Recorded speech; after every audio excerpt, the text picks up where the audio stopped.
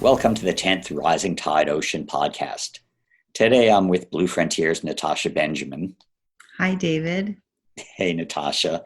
We'll be delving into Davy Jones' Locker, our collection of backstage ocean talks from the 2018 March for the Ocean, starting with consumer activist and former presidential candidate Ralph Nader.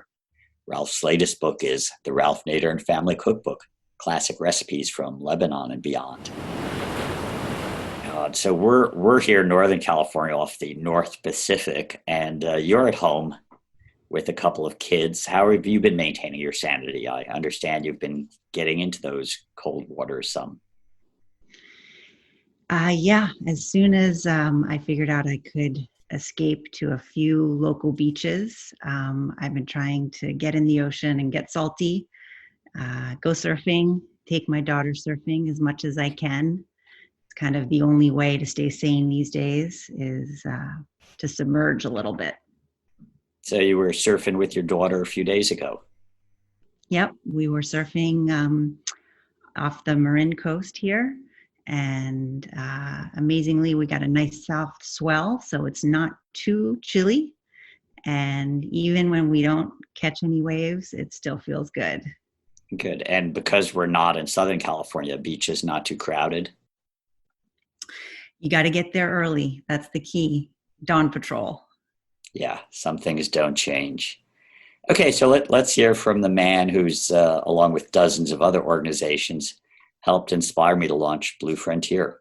I'm Ralph Nader, and I'm here to spread a message of political optimism.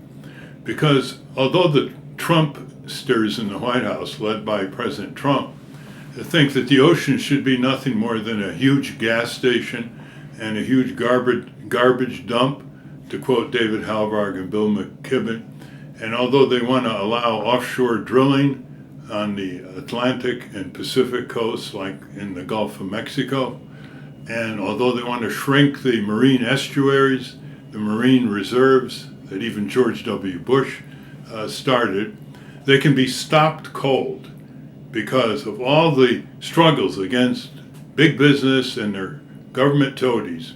This is the most winnable one of all, because on the shores of the Atlantic and Pacific and the Gulf, there are people, regardless of how they label themselves, conservatives, liberals, libertarians, progressives, they want the same thing. They want an ocean where they can swim, beaches that are clean enough for them to lie on and soak up the sun with their families. They want to be able to fish and sail, and they want to be able to pass this on to their descendants.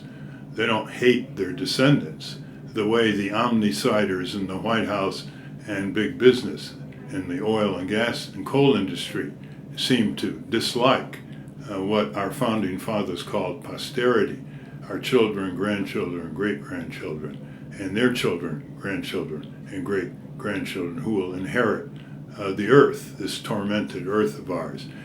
Now, if Congress and the White House dare to open up offshore oil and gas drilling, you have the most unstoppable political force of all. You have all the people who live on the coast and they want an ocean to be preserved. You have all the businesses, the fishing industry, the recreational industry, all the workers who have everything to lose from a contaminated and deteriorating ocean environment. And they spell votes and economic power. And so you have a left-right alliance, you have corporate interests on the right side up against the fossil fuel fools and the White House marinated in oil. And the White House and the energy industry can't win this, especially when the alternatives are there. We have plenty of solar energy to utilize, renewable energy, and it's a unstoppable political force. All that's needed is for people to get together and show that the whole is greater than the sum of their parts. And just to show you, hundreds and hundreds of groups on the Atlantic, Gulf, and Pacific coast are there in this directory, edited by David Helvard. Some of them are large, hundreds of them are small, but they all can get the attention of the lawmakers.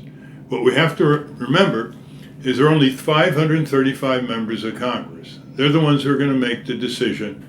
They put their shoes on every day like you and I, and a significant minority of them are already on our side to begin with.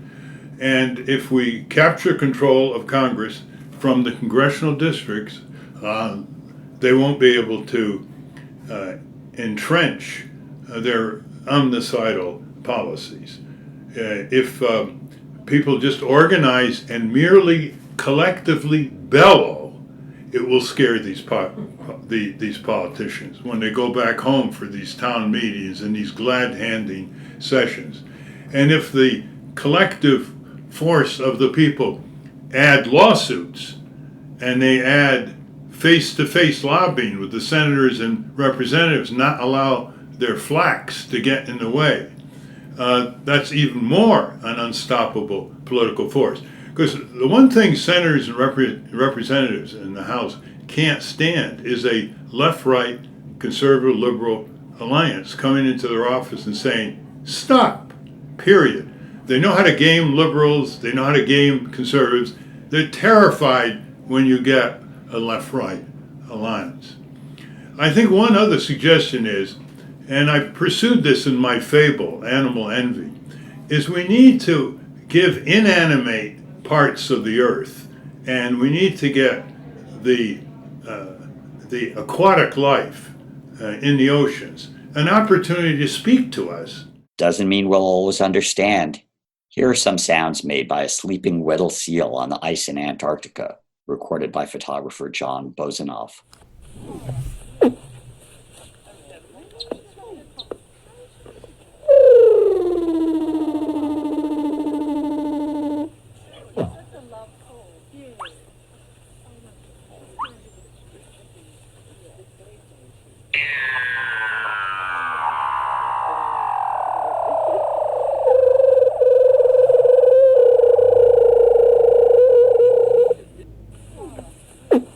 I think the first thing the oceans would say, why are you drilling deep into our belly for oil and gas when we've got all the wind power and solar energy you'll ever need that doesn't harm you at all? And then the next question would be, why do you allow your rulers to shrink our wilderness areas where we can renew our aquatic life, as President Trump is proposing to do? And another question the oceans would ask is, why are you dumping all these plastics and all these non-biodegradable waste products in the ocean? You're just soiling your own nest. You're far more stupid than the single-cell organisms on Earth. They don't soil their own nests. You're soiling your own nests.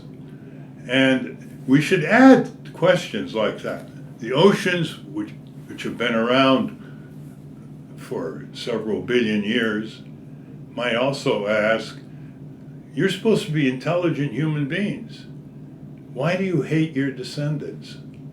Why are you depriving the critical prerequisite of life on Earth, all life, not just human life, for short-term gain? Why do you allow your rulers to impose greed and short-sightedness and disastrous policies that you will have to bequeath to those who follow you? Aren't you supposed to be smart? Or are you outsmarting yourself? And you're letting a few very powerful people and institutions control the many and the democratic forces on Earth. Because year after year, all the people who've worked to preserve the oceans will get more recognition and more support and more volunteerism and more votes. And it will become a major movement that unifies all people in the world. Because all people in the world, when they think about it, when they take time to think about why the ocean matters, as Dr. Sylvia Earle has pointed out, there will be no divisions between left and right. There will be no conservative liberal divides. There will be no red countries and red states and blue states. There will only be people with a clarity of vision and a mission of survival. That's all that will be left, and that's all that will be necessary to preserve this tormented planet of ours from the short-sighted forces of greed and power. Remember, we outnumber them thousands to one. We outvote them millions to one, and we can prevail. The most unstoppable force I've ever seen is ready to be mobilized against the corporate state and the few that think they can decide the future of our planet for the many and those who inherit it. Thank you. We all need to do what we can to save the ocean. We sure do. And there's so many different ways that we can all help. In your book, 50 Ways to Save the Ocean, there's tons of tips, including vote for the ocean. Sea Party 2020. And the book was illustrated by Jim Toomey, one of my favorite cartoonists. And he was on our podcast a few episodes ago. Just the last episode, number 9, Jim Toomey. You gotta hear him. Gotta wind back those episodes, listen to them all. Nothing like good reruns of podcasts. Okay, you can take them with you to the beach. And you can find them on all the podcast channels, Apple, Spotify, Google, or go to bluefront.org. Sounds like it's time to cue the music. Thanks, Natasha. Good to talk, David. Bye-bye. Off in the salty ocean, off where the waves roll free. The sparkling water rises, then crashes to the sea. Out amongst the breakers, you'll have no need to fear. It's true, it's the blue frontier.